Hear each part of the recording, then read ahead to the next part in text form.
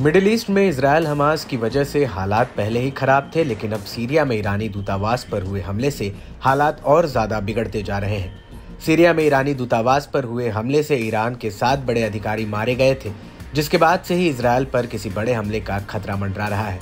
यहाँ तक कि अमेरिका ने भी इजरायल को आगाह कर दिया है। अमेरिकी खुफिया इंटेलिजेंस का कहना है कि इजरायल पर किसी भी वक्त एक बड़ा हमला हो सकता है।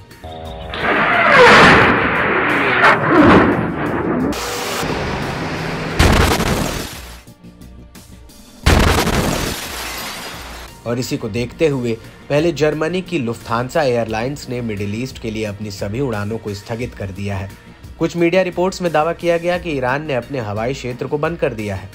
ऐसा इजरायल पर किसी बड़े हमले के मद्देनजर किया गया है और अब रूस ने अपने नागरिकों को सलाह दी है कि वो मिडिल ईस्ट की तरफ यात्रा ना करें। इसको लेकर रूस के विदेश मंत्रालय ने एक बयान भी जारी किया है, जिसमें कहा गया है कि हम दृढ़तापूर्वक रूसी नागरिकों को सलाह देते हैं कि वो सिर्फ बेहद ही जरूरी मामलों को छोड़कर इस क्षेत्र में, विशेषकर इजरायल, लेबनान और फिलिस्तीनी इलाके में यात्रा करने से बचें।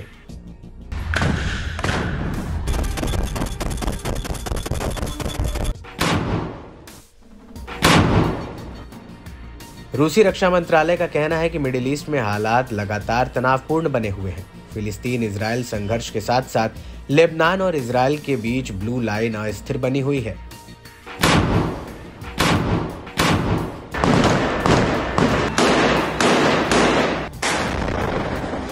आपको बता दें कि इस पूरे घटनाक्रम से पहले ईरान के सुप्रीम लीडर अयातुल्ला खामनेई ने एक बयान में कहा था कि इजरायल को सजा जरूर मिलनी चाहिए और उसके हमले के जवाब में उसे ये सजा मिलेगी।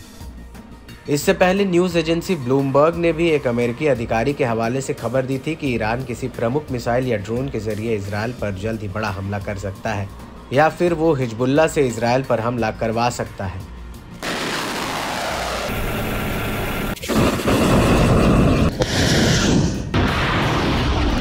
यही वजह है कि अब रूस, जर्मनी और ब्रिटेन ने मिडिल ईस्ट के देशों को संयम बरतने की सलाह दी है। इसको लेकर जर्मनी की विदेश मंत्री एनालेना बेरबाक ने ईरानी विदेश मंत्री को ज्यादा से ज्यादा समय बरतने की सलाह दी है, जिससे इलाके में संघर्ष और ज्यादा ना बढ़े।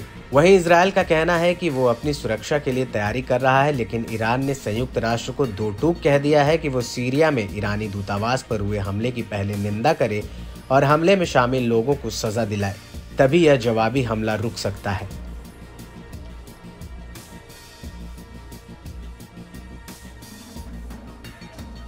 हालांकि ईरान ने अमेरिका को यह संकेत दिया है कि वो इजरायल पर इस तरह से हमला करेगा जिससे उसका इजरायल के साथ सीधा झगड़ा ना बढ़े।